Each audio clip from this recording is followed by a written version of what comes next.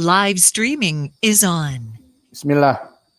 Innal hamdalillah nahmaduhu wa nasta'inuhu wa nastaghfiruh wa na'udzu billahi min shururi anfusina wa min sayyiati a'malina. May yahdihillahu fala mudhillalah wa may yudlil fala hadiyalah. Wa asyhadu an la ilaha illallah wahdahu la syarikalah wa asyhadu anna Muhammadan abduhu wa rasuluh. Amma ba'd. Alhamdulillah, pada kesempatan petang ini ba'dal maghrib hari Senin 14 September 2020, maka pada malam ini berarti telah kita jalani kajian-kajian di era new normal telah 2 bulan, karena saya ingat kita pertama membuka ma'had kembali tanggal 13 Juli hari Senin. Dan sekarang 14 September, berarti sekitar 2 bulan. Maka seperti biasa, hari Senin, ba'dal maghrib kita memberikan kajian soal jawab, yang mana soal telah diberikan oleh saudara kita di grup. Mohon dibacakan, silakan.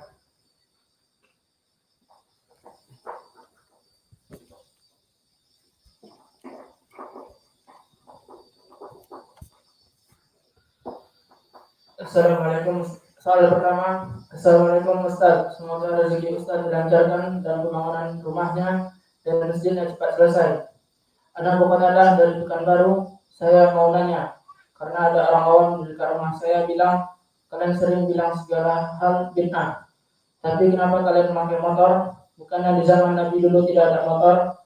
Jadi sekarang anak mau tanya, apa yang dimaksud dengan bid'ah dalam agama itu? Dan soal yang kedua, dan apakah benar perkataan orang yang mengatakan bid'ah hasanah? Allahu barik fi jazakallahu khairan. Jawabannya. Waalaikumsalam warahmatullahi wabarakatuh. Wa barakallahu fikum. Kadzalik.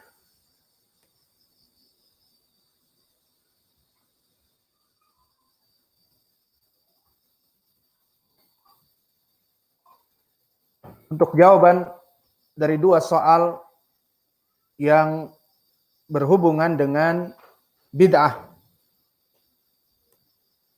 maka ketahuilah ya ibadallah, di mana permasalahan bid'ah adalah permasalahan yang paling urgen untuk diketahui. Karena kita hidup di muka bumi ini diperintah oleh Allah untuk menegakkan sunnah dan kebalikannya menghancurkan kebid'ahan. Seperti banyak di dalam adillah, di antaranya hadis Irbad ibn Sariyah yang diriwayatkan oleh Imam At-Tirmidzi dari jalan Hujr ibn Hujr dan dari jalan Abdurrahman Ibnu Amr As-Sulami, yang mana disebutkan dari Irbad ibn Sariyah, fa'alaikum bisunnati wa sunnatil khulafa ar-rasyidin al-mahdiyyin addu 'alaiha bin nawajid wa iyyakum wa muhdatsatil umur fa inna kulla muhdatsatin bid'ah wa kulla bid'atin dhalalah wa kulla dhalalatin finnar iyadan billahi minan nar. Maka di dalam hadis ini disebutkan bahwa seorang muslim yang mengaku sebagai orang yang beriman kepada Allah dan Rasulnya, maka dia itu, kata Nabi, fa'alaikum bisunnati wa sunnatil khulafa ar-rasyidin al-mahdiyyin addu 'alaiha binawajid, agar berpegang teguh, digigit dengan geraham, maknanya indal Arab, peganglah perkara ini dengan gigi gerahamu, maknanya peganglah perkara ini dengan kuat dan erat. Maka peganglah semampu kalian as-sunnah dari Nabi dan sunnah para khulafa ar-rasyidin dengan pegangan yang kuat. Dan setelah itu diperintah kita untuk menghancurkan kebid'ahan. Wa iyyakum wa muhdatsatil umur. Fa inna kulla muhdatsatin bid'ah wa kulla bid'atin dhalalah wa kulla dhalalatin finnar. Maka hadis ini hadis yang hasanun li ghairihi. Karena Hujr ibnu Hujr majhul dan Abdurrahman ibnu Amr as-Sulami juga majhul, maka terangkat keduanya kepada Hasan li ghairihi wallahu a'lam. Maka makna dari hadis ini, seorang muslim yang hidup di muka bumi ini, maka dia adalah seorang yang menegakkan sunnah dan menghancurkan kebid'ahan. Lalu apa bid'ah yang diinginkan? Bid'ah dari segi syar'i, adapun dari segi lugawi dia adalah orang yang pertama kali mengadakan badi'us samawati wal ard, yang mana Allah Jalla wa'ala yang memulai penciptaan langit dan bumi dan tidak pernah ada dari orang-orang yang terdahulu. Maka ini makna bid'ah dari segi lugah, melaksanakan perkara-perkara yang baru, yang belum pernah ada. Dan adapun dari segi istilah, makna bid'ah adalah seseorang yang mengaku seorang muslim melaksanakan suatu peribadatan. Yang peribadatan itu di dalam syariat Islam ada, seperti sholat, membayar zakat, melaksanakan haji dan umroh, dan puasa, baik yang wajib ataupun yang mustahab, kemudian melaksanakan perkara ibadah tersebut dengan cara tanpa mengikuti Nabi Muhammad Sallallahu Alaihi Wasallam. Maka ini yang dinamakan dengan bid'ah.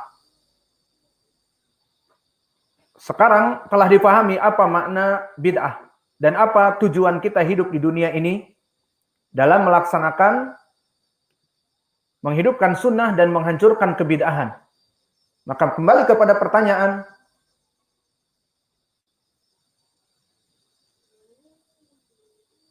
ada orang awam di dekat rumah yang bilang, kalian sering bilang segalanya bid'ah, segala hal bid'ah. Tapi kenapa kalian pakai motor? Bukannya di zaman Nabi tidak ada motor?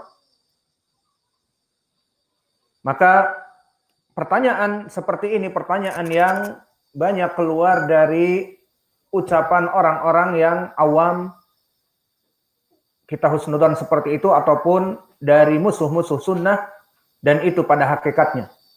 Mereka ingin membenturkan makna bid'ah secara lughah. Apa tadi? Membuat perkara yang baru. Dengan bid'ah secara syar'i adalah tidak mengikuti sunnah-sunnah Nabi dalam peribadatan. Mereka ingin membenturkan makna lugawi dengan makna istilahi. Sehingga mereka mengatakan, wah kalian ini ribut bid'ah, tapi kalian dakwah pakai mobil Pajero. Dan kalian dakwah ke luar negeri, ke Malaysia menggunakan pesawat. Dan kalian pun melaksanakan pelajaran online melalui internet. Maka itu semua di zaman Nabi tidak ada. Maknanya di sini mereka menginginkan kalimat bid'ah, bid'ah lugatan. Bid'ah secara lughah. Karena bid'ah secara lughah tadi kami sebutkan adalah menciptakan segala sesuatu yang belum ada awalnya. Maka ini dinamakan dengan bid'ah secara lughah.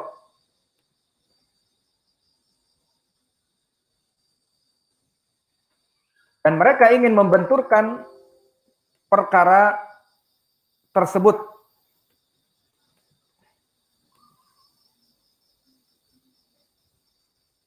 Antara lughah dengan perkara yang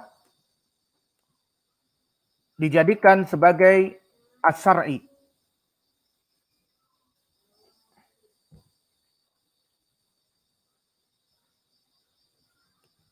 Maka akhirnya mereka mengatakan bahwa apa yang kalian ucapkan tentang bid'ah-bid'ah, padahal Nabi dulu menggunakan onta dalam melaksanakan safar. Maka ini antum telah melaksanakan bid'ah, maknanya kepada lughah. Adapun secara istilah mereka lari darinya, dari definisi tersebut.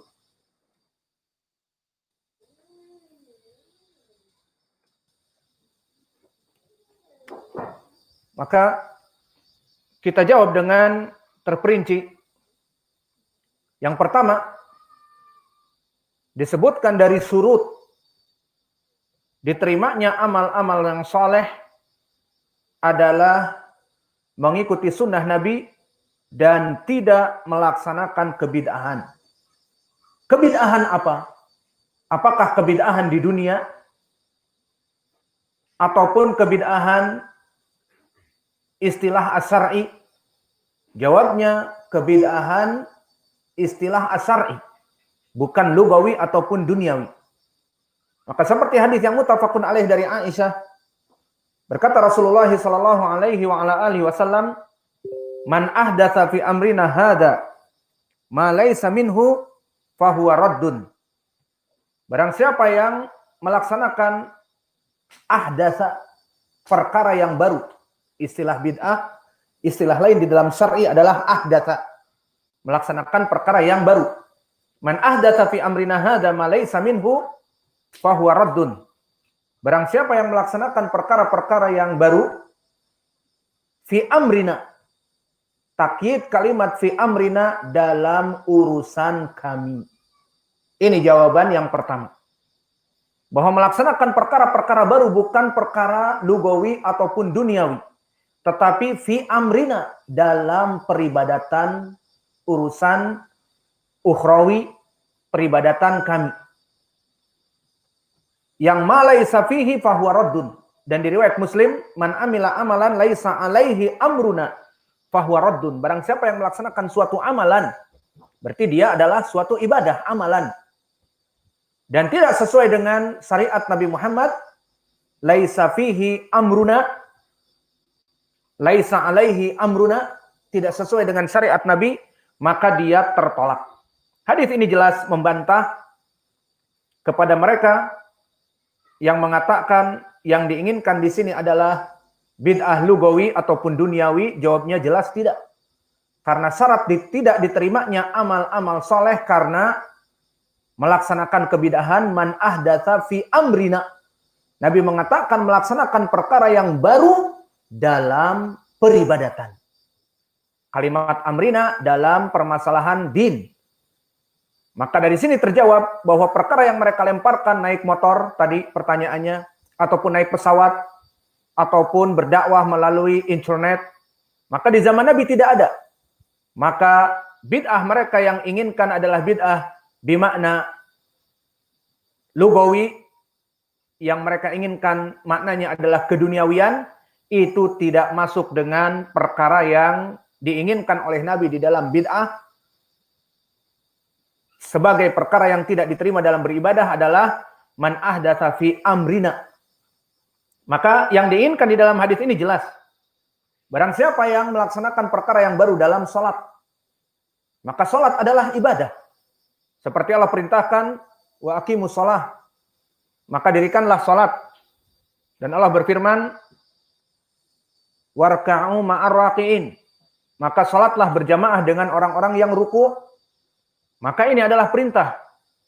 Lalu ada seseorang melaksanakan sholat yang ditambah atau dikurang dari sifat-sifatnya, maka dikatakan orang ini tidak akan diterima.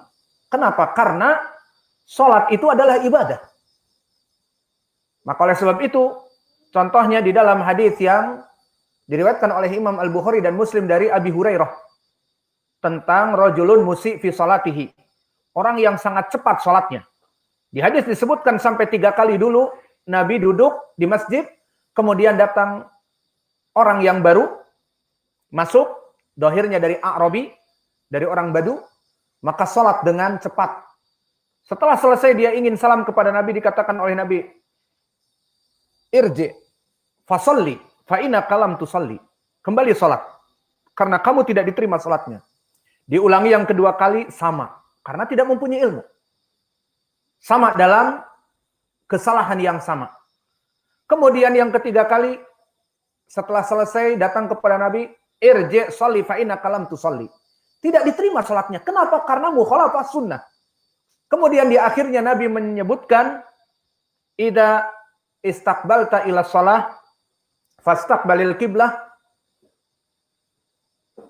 fakabbir, kemudian melaksanakan takbiratul ihram, faqra Fatihatul Kitab, kemudian membaca Fatihatul Kitab, dan seterusnya dari sifat-sifat dan rukun-rukun salat. Maka syahidnya, di sini Nabi mengklaim bahwa orang ini tidak diterima salatnya. Kenapa? Karena tidak mengikuti sunnah Nabi. Maka oleh sebab itu, di dalam hadis yang lain dari Sahih Al-Bukhari dari sahabat Malik ibn Huwairith, sallu kama ra'aitumuni usolli. Berkata Nabi kita sallallahu alaihi wa ala alihi wasallam, salatlah kalian seperti kalian melihat aku salat. Maka dari sini jelas, yang diinginkan dengan bid'ah adalah bid'ah dalam peribadatan, bukan bid'ah secara lugawi ataupun bid'ah secara duniawi. Sehingga kalian melaksanakan bid'ah karena dakwah menggunakan mobil, menggunakan motor, dan dakwah dengan online misalnya. Dulu Nabi tidak dakwah dengan online. Langsung duduk dengan para sahabat di masjid, yang tidak mendengar, tidak menggunakan internet dan sebagainya. Itu salah kaprah. Tidak sesuai dengan pendalilan yang kami sebutkan tadi. Maka jawaban yang pertama seperti kami sebutkan tadi, bahwa hadis tentang permasalahan bid'ah, bahwa segala peribadatan ditolak dikarenakan laisa alaihi amruna fahuwa raddun. Man amila amalan laisa alaihi amruna fahuwa raddun. Barang siapa yang melaksanakan amalan yang tanpa dari bimbinganku, sunnahku, maka dia tertolak. Maknanya bid'ah di sini bid'ah dalam peribadatan. Maka lafaz yang kedua diriwayatkan oleh Imam Muslim, man amila amalan laisa alaihi amruna fahuwa raddun. Yang muttafaqun alaih dari Aisyah dengan lafaz man ahdatsa fi amrina hadza ma laisa minhu fahuwa raddun. Sahihnya sama, ma laisa minhu, yang bukan bersumber dari Nabi, maka dia tertolak. Sehingga yang tertolak bukan perkara duniawi, tetapi bid'ah yang berhubungan dengan ibadah. Dan pendalilan yang kedua, di saat Nabi mentahdzir dari perkara bid'ah, apakah bid'ah yang bermakna lugawi ataupun bid'ah yang bermakna syar'i? Maknanya lugawi adalah bid'ah perkara yang baru, bahkan berhubungan dengan duniawi, ataupun bid'ah dalam permasalahan baru dalam peribadatan. Maknanya tidak diperintahkan dan disunahkan oleh Nabi mereka melaksanakan ibadah sendiri. Jawabnya na'am. Yang kedua, permasalahan ditahdzir permasalahan bid'ah dari permasalahan ibadah. Maka di dalam hadis yang diriwayatkan oleh Imam Jabir dari Sahih Muslim disebutkan, wa khairul huda hadyu Muhammadin sallallahu alaihi wa ala alihi wasallam. Sebaik-baiknya petunjuk yang mengikuti sunnah Nabi. Wa syarrul umur muhdatsatuha. Maka seburuk-buruknya perkara adalah kebid'ahan. Apa yang diinginkan kebid'ahan di sini? Wa muhdatsatil umur wa syarrul umur muhdatsatuha, yakni perkara-perkara dalam peribadatan yang diada-adakan itu seburuk-buruknya perkara. Dan disebutkan wa kullu bid'atin dhalalah, bahwa perkara-perkara yang baru itu adalah bid'ah. Dan bid'ah adalah dari kesesatan. Segala kebid'ahan adalah kesesatan.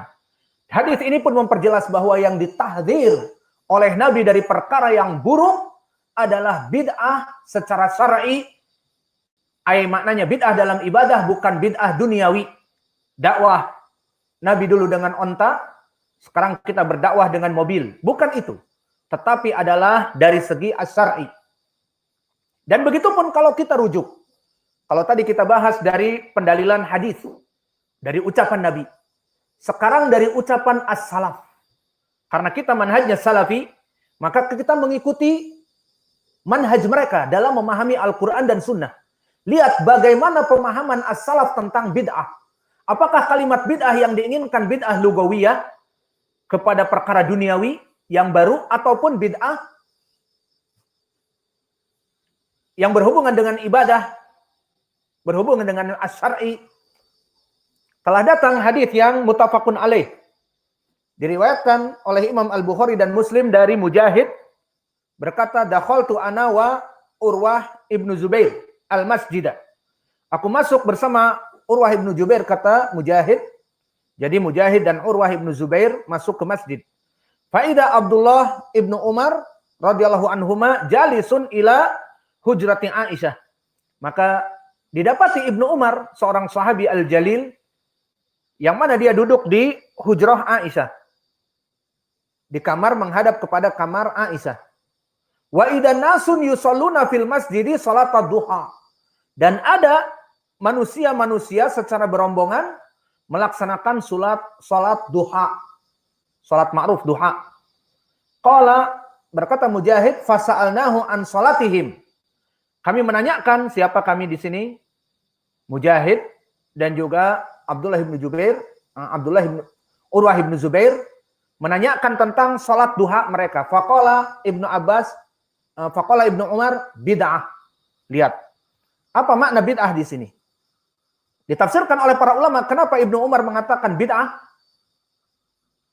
Ditafsirkan karena mereka melaksanakan duha yang masyru', namun caranya yang seakan-akan mengilzamkan di saat sedang haji harus sholat 2 rakaat duha. Maka ini takwil para ulama, makna ucapan Ibnu Umar bid'ah adalah dalam perkara ini.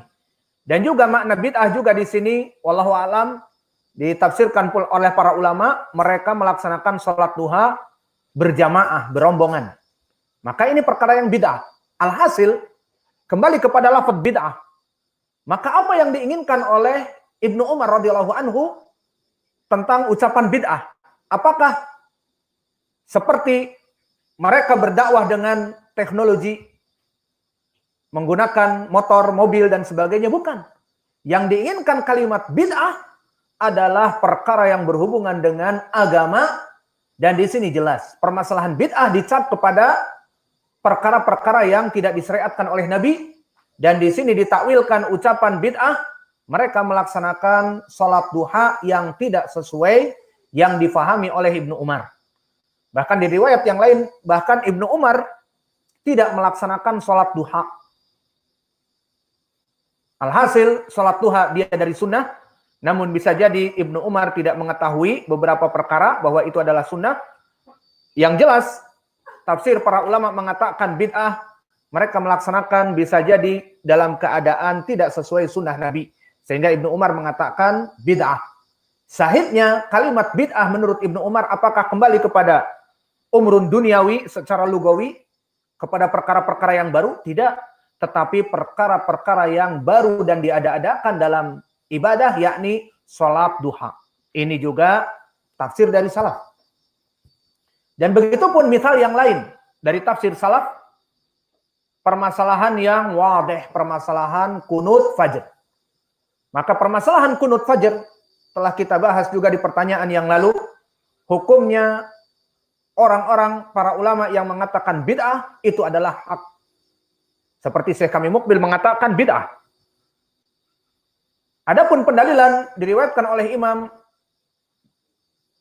Anas ibnu Malik dari Ashabus Sunan, di antaranya Sunan Abi Daud bima adzkur ataupun Tirmidzi, maka disebutkan karena Rasulullah sallallahu alaihi wa ala alihi wasallam yaqnutu fil fajr hatta qubida.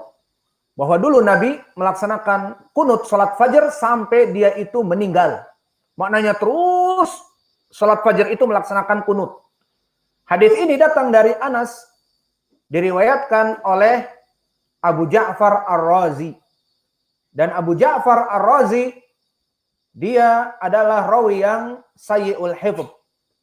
Maka hadis ini dhaif, tentang permasalahan kunut fajar terus-menerus dhaif. Syahidnya di sini telah dipertanyakan kepada seorang sahabi dan dijawab oleh sahabi dengan muhdatsah ataupun bid'ah.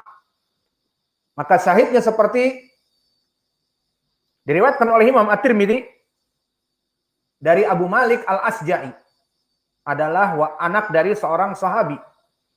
Qultu li abi, ya abati, innaka qad shalaita khalfa Rasulillah sallallahu alaihi wa alihi wasallam wa Abi Bakar wa Umar wa Utsman wa Ali radhiyallahu anhu wa radhiyallahu anhum ha huna bil Kufah nahwan min 50 sinin akanu yaknutun qala ayyubunai muhdats. Maka disebutkan oleh seorang sahabi dari bapaknya Abu Malik Al-Asja'i, di mana Abu Malik berkata kepada bapaknya, wahai ayahku, kamu melaksanakan salat bersama Nabi. Kemudian Nabi meninggal, salat dengan Abu Bakar. Abu Bakar meninggal, salat dengan Utsman. Umar meninggal, salat dengan Utsman. Dan bahkan kamu sekarang salat bersama Ali radhiyallahu anhu bil Kufah. Maka Ali di Kufah pada saat itu selama 5 tahun bersama dia. Apakah mereka dulu melaksanakan kunut fajar terus-menerus? Dijawab oleh seorang sahabi yang agung, ayyubunai muhdats. Wahai anakku, ini perkara yang muhdats, perkara yang bid'ah. Kembali pemahaman salaf tentang bid'ah. Apa yang diinginkan dengan kalimat muhdats ataupun perkara yang bid'ah ini? Yang diinginkan adalah permasalahan kunut yang terus-menerus. Maka kunut adalah dari perkara ibadah, bukan dari perkara duniawiyah. Sehingga di dalam hadis ini disebutkan bahwa kunut fajar bid'ah, muhdatsah. Maka ini pemahaman sahabi, kalimat bid'ah dan kalimat muhdatsah dipergunakan untuk perkara-perkara ibadah, bukan perkara duniawi. Dan bukan perkara yang baru dari perkara duniawi. Maka inilah pemahaman sahabat. Dan hadis ini hadis yang disebutkan oleh Imam Abu Isa At-Tirmidzi, karena dikeluarkan oleh Imam At-Tirmidzi, hada haditsun hasanun sahih. Dan Imam At-Tirmidzi memasukkan hadis ini dengan bab ma jaa fi tarkil qunut. Bab apa-apa yang datang tentang meninggalkan kunutil fajr terus-menerus.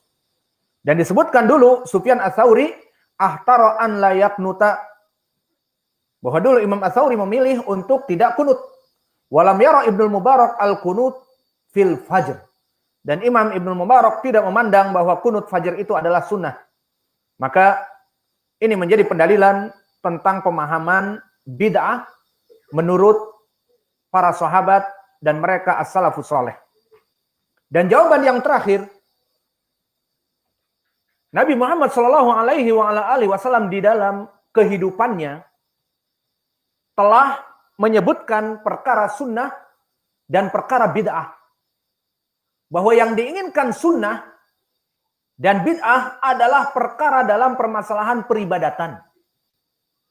Adapun perkara yang baru dan diada-adakan bukan dari ibadah, maka dia hukumnya mubah. Dan ini datang diriwayatkan oleh Imam Muslim dari berbagai sahabat. Yang pertama dari Musa ibnu Talhah, dari bapaknya, yakni Talhah ibnu Ubaidillah, seorang sahabi At-Taimi Al-Madani. Maka Talhah ibnu Ubaidillah berkata, marartu ma'a Rasulillahi sallallahu alaihi wasallam biqaumin ala ru'usin nakhli. Faqala ma yasna'u haula? Faqalu yulaqihunahu yaj'aluna adz-dzakar fil untha fayalqahu. Faqala Rasulullah sallallahu alaihi wasallam ma adunnu yugni dzalika syai'. Qala fa ukhbiru bidzalik fatarakuh. Fa ukhbira Rasulullah sallallahu alaihi wasallam bidzalik faqal in kana yanfa'uhum dzalik falyasna'uhu fa inni innama dhanantu dhannan fala tu'akhiduni bidzann walakin idza hadatstukum anillah say'an fakhudhu bihi fa inilan akdziba 'alallahi jalla wa ala. Apa maknanya? Kata Talhah ibn Ubaidillah, kami dulu bersama Nabi di Madinah, kemudian kami melewati orang-orang ahlul Madinah Al-Ansor mempunyai sistem tanaman menanam kurma dengan teknologi yang paling baik. Maka di saat Nabi melihat kepada mereka, orang-orang Quraisy pada naik kepada pohon nakhlah, pohon kurma, apa yang mereka lakukan? Disebutkan oleh Talhah ibn Ubaidillah Al-Madani, Ahlul Madinah juga, ya Rasulullah, mereka mengawinkan antara jenis laki-laki dengan perempuan. Dikawinkan agar panennya baik. Maka Nabi berpendapat dari pribadinya, dari keduniawiannya, perkara dunia. Bahwa dia mengatakan, ma'adunnu yugni dzalika syai'a. Kayaknya nggak ada faidah. Ini dari ra'yi Nabi. Ini permasalahan dunia. Maka disampaikan, sebagian sahabat mendengar dan meninggalkan. Dipikirnya ini fatwa ataupun ini wahyu dari Nabi. Akhirnya ditinggalkan. Setelah ditinggalkan, dikabarkan bahwa panen pada saat itu tidak seperti panen yang gemilang. Maka apa yang dikatakan oleh Nabi? Itu adalah pendapatku. Maka perbuatlah kalian dalam perkara dunia kalian bebas. Selama itu perkara dunia. Namun dalam perkara akhirah, maka kalian harus mengambil dari apa yang aku ucapkan, karena aku tidak berbicara kecuali atas wahyu dari Allah dan aku tidak bisa berdusta atas Allah. Paham sekarang? Makna hadis ini jelas. Diriwayatkan oleh Talhah ibn Ubaidillah bahwa dari pendapatku tentang perkara dunia, maka kalian bebas. Kalian lebih baik bahkan. Maka di dalam hadis yang diriwayatkan oleh Rafi' ibn Khudaid, masih diriwayatkan oleh Imam Muslim dan juga dari Aisyah radhiyallahu anha dan dari Anas, berarti ada 4 sahabat. Siapa? Talhah ibn Ubaidillah, Rafi' ibn Khudaid, Anas ibn Malik dan juga Aisyah, semuanya meriwayatkan sama. Di saat Nabi mengatakan perkara itu mungkin tidak akan membuat kebaikan, maka akhirnya sebagian sahabat mengikutinya dan ternyata panennya tidak baik. Maka faqala mali nakhlikum qalu qulta kada wa kada. Apa yang terjadi dengan panen yang tidak baik ini? Engkau ya Rasulullah mengatakan tidak perlu seperti itu. Apa kata Nabi? Antum a'lamu bi amri dunyakum. Maka kalian lebih mengetahui dari aku dalam perkara dunia kalian. Dari ucapan ini dan ucapan yang sebelumnya di hadis Talhah ibn Ubaidillah, Nabi mengucapkan, adapun perkara masalah duniawi, maka kalian boleh melaksanakan kebid'ahan secara duniawi. Adapun permasalahan akhirah, maka harus kalian mengambilnya dariku, karena ini adalah ucapan Allah, dan aku tidak bisa berdusta kepada Allah. Maka ini jawaban yang terakhir, bahwa di hadis yang 4 sahabat ini jelas, bahwa Nabi menginginkan kebid'ahan yang ada di dalam hadis-hadis adalah kebid'ahan dari ucapan Nabi, dari peribadatan. Adapun perkara yang baru yang Nabi tidak mengetahuinya, seperti mentalkih ataupun mengawinkan jenis kelamin dari laki-laki dan perempuan dari pohon kurma, maka ini Nabi tidak mengetahui. Dan para sahabat lebih a'lam. Maka di sini antum a'lam bi amri dunyakum. Maka di sini tidak apa-apa dalam permasalahan bid'ah duniawiyah. Adapun yang tidak boleh bid'ah ukhrawiyah ataupun ibadah. Maka kesimpulannya ucapan mereka, kalian ribut dengan bid'ah padahal kalian melaksanakan dakwah dengan mobil dan motor dan menggunakan internet dan menggunakan HP dan sebagainya. Maka kita jawab, semuanya telah terjawab di jawaban tadi. Yang diinginkan oleh Nabi bid'ah berhubungan dengan ibadah. Adapun bid'ah yang berhubungan dengan duniawi, maka dihalalkan oleh Nabi dengan ucapan antum a'lamu